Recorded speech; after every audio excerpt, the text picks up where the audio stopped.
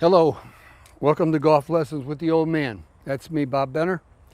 And today in lesson 6, I want to talk to you about a little bit more theory.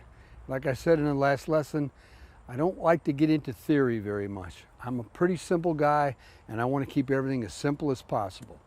In the last few lessons, we've talked about grip and how to grip a club in your fingers for maximum club head speed and for greater dexterity when you're trying to hit those deft little shots. You know I love that word, deft.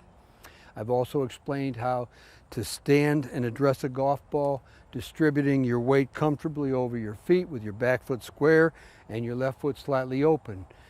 I've also explained that you tilt toward the ball. That's all. Simply tilt toward the ball and flex your knees, letting your arms hang naturally at your side. Next lesson, we talked about taking a club away, low and slow. That means wide takeaway, restricting your left side, minimizing the amount that your head moves from left to right. So we push the club back wide, low, and when we're at the top here, we have this 90-degree angle that I like to emphasize so much. And then we start down with an initiation of the hips, turning toward the target, followed by your arms and your hands, preserving the 90-degree angle as long as you possibly can, so that when you release, the club head comes through and your club head through the hitting area here increases exponentially. These are very important concepts.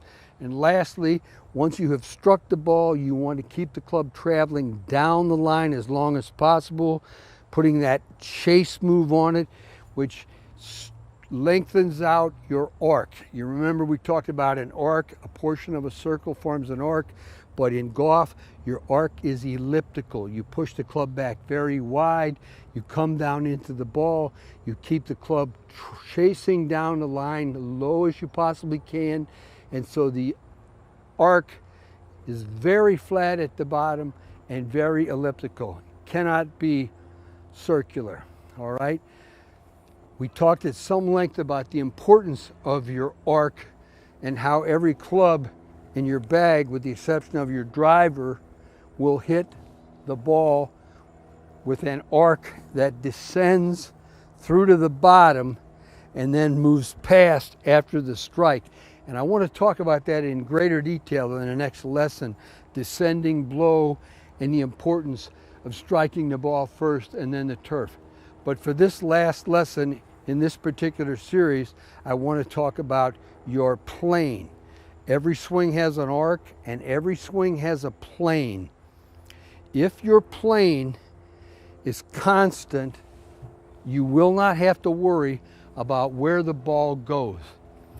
If you learn to keep this left arm traveling back on a constant plane and returning it to the ball, some people talk about a one-plane swing, some people talk about a two-plane swing. Forget that. Just push the club back on a constant controlled plane, bring it into the ball with a nice wide arc and send it on down the line on the same plane. This is important.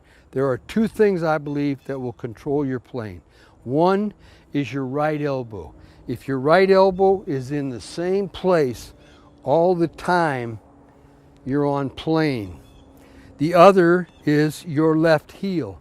If your left heel remains on the ground and your elbow is in the same place each backswing, you're on plane and you know where your ball's going. The moment you let your elbow fly, you're all over the place. And even if you keep your elbow in the right slot here, this hitting slot, and your heel comes off the ground, now you're all over the place again.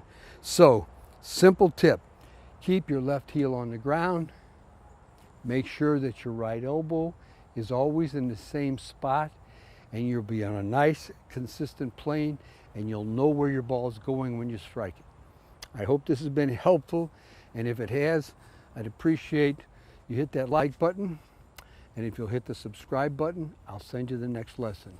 Thanks for watching.